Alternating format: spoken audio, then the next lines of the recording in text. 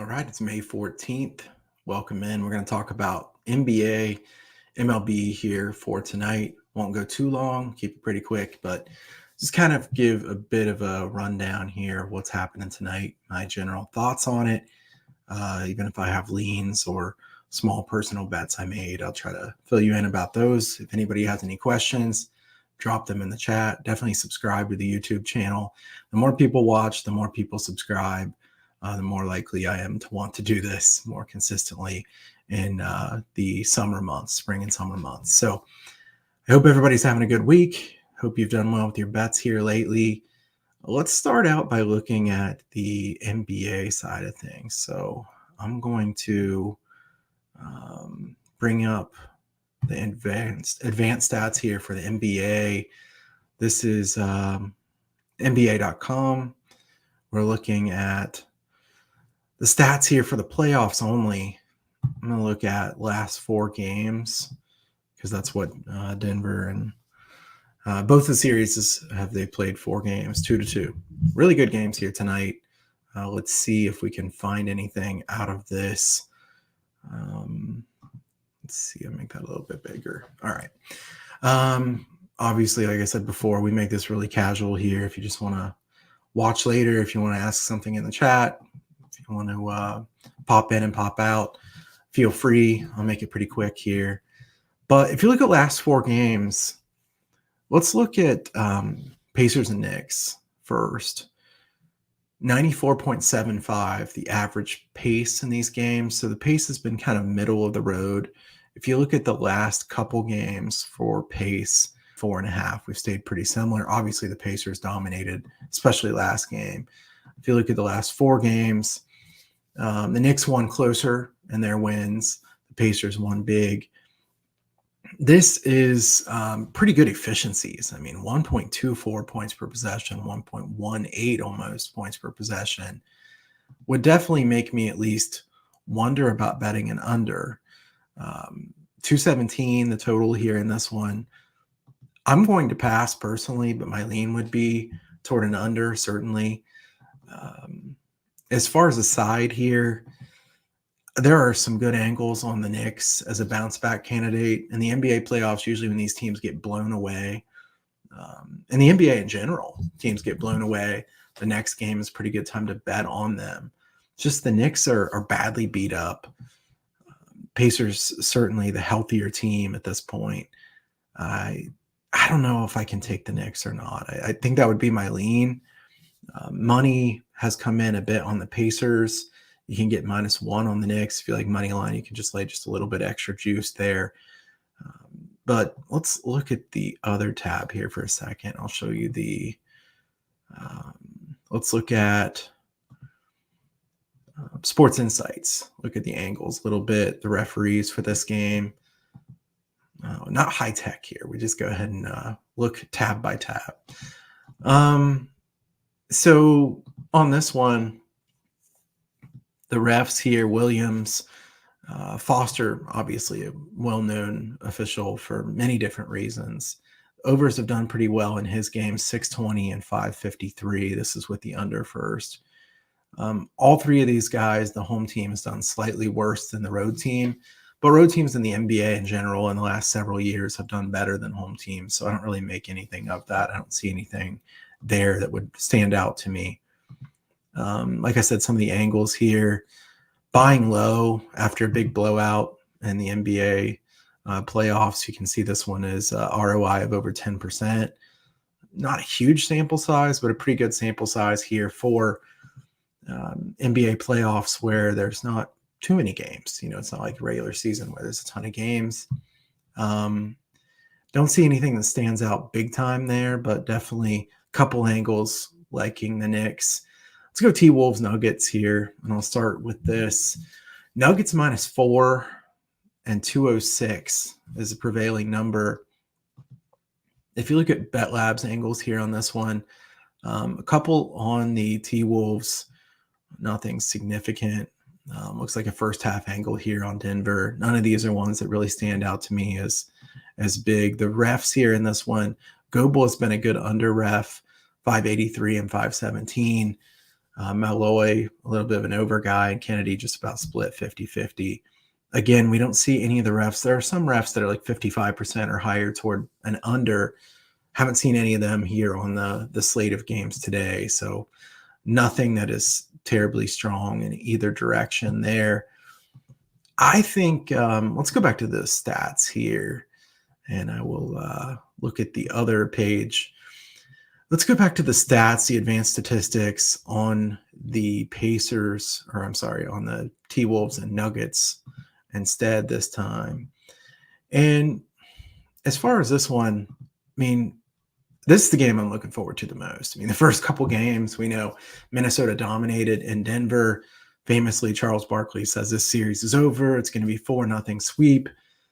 And then Denver goes to Minnesota and wins both games. So where do we go from here? This is a massive game. I think in general, my lean would be an under 206. If you look at this series, the average pace is 92.25, a pretty slow pace here. Denver plays relatively slowly. Very good half-court offense. They're much better defensively than they've been in the past. And these 4 games, you see, if you look at the 4 games, they're almost exactly equal at this point. We've had blowouts each way. I think here I'd be inclined to try to grab some points, but I don't know if 4 is enough points in this. Mike Conley downgraded to questionable a little bit ago. Concerns me a lot. I think Conley is far better than Morris or any of the backups for Minnesota. I think Conley is one of the more underrated players in the NBA just because he doesn't necessarily have to score a lot to really get a lot done for his team. So my thought here is on this one, lean under 206. This is such a big game. The refs have been letting them play more. They definitely did that in the OKC game last night. If they let him play in this one, I think 206 is just a little bit too high.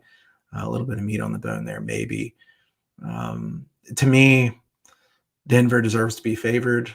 4 points, probably a decent line.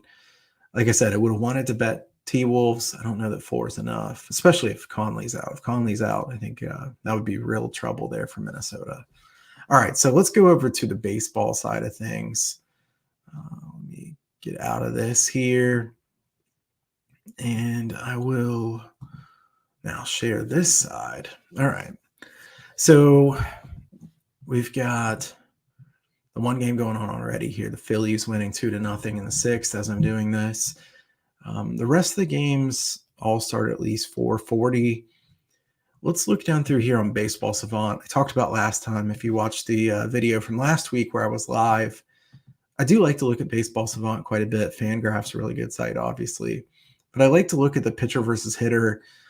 Something like 9 plate appearances obviously doesn't matter. So we want to look at a bigger sample size. Let's see if we see any bigger ones. Okay, Kyle Bradish against the Blue Jays.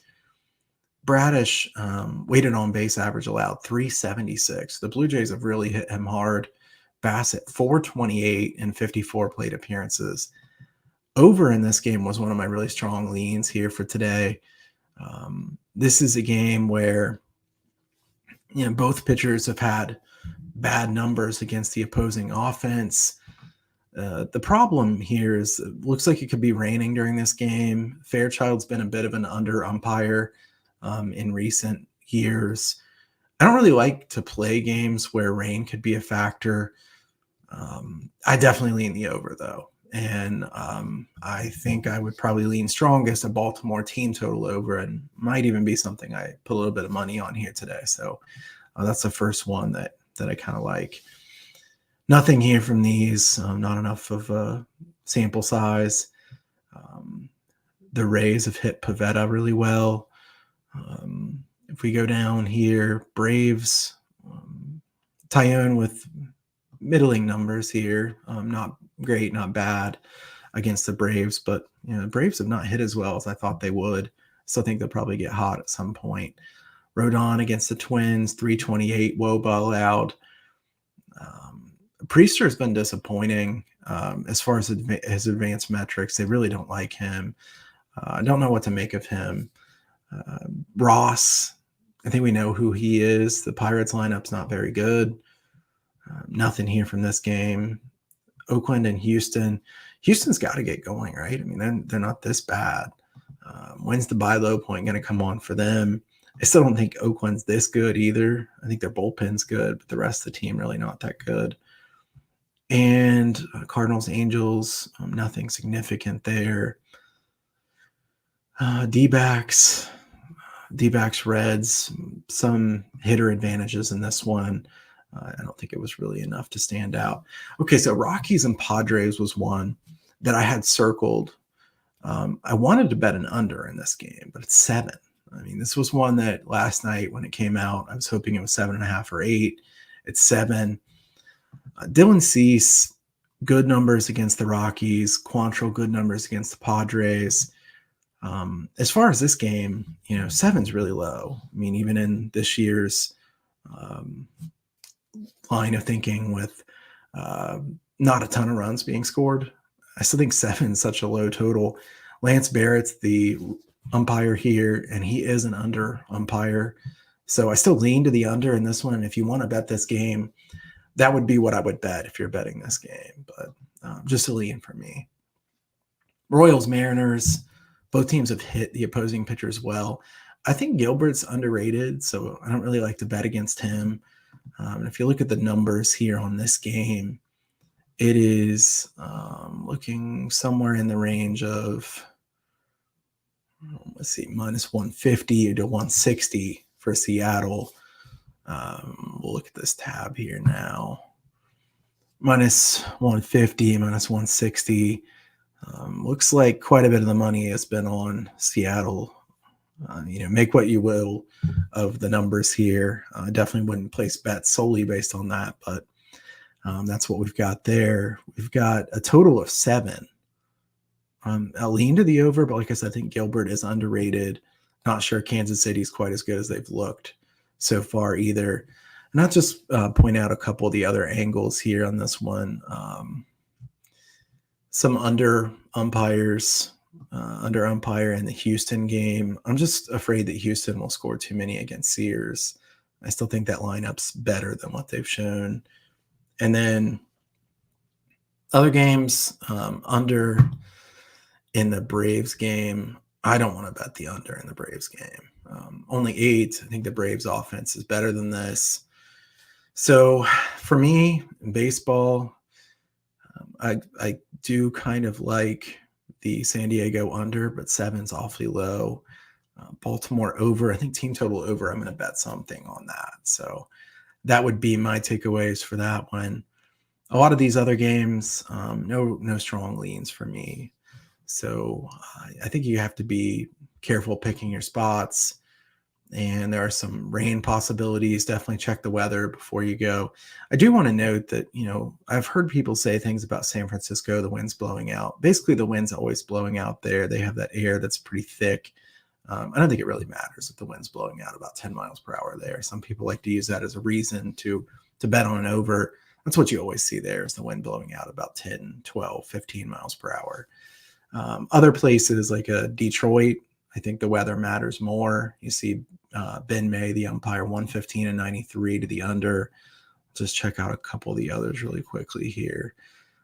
We don't know the ump for the White Sox because it's the start of the series. D-backs, Surewater, 117 and 91 to the under. Definitely something to keep track of. I think not enough people pay attention to umpires. I have a pretty good database of those. That's something that I know some people want the robot umps, and I understand why they do, but I like having that edge of being able to study the umpires. So hopefully they'll stay around. All right, we are at almost 15 minutes. Broke down the NBA games, looked at the MLB slate. Give this a thumbs up if you appreciate the video. Subscribe to the YouTube channel.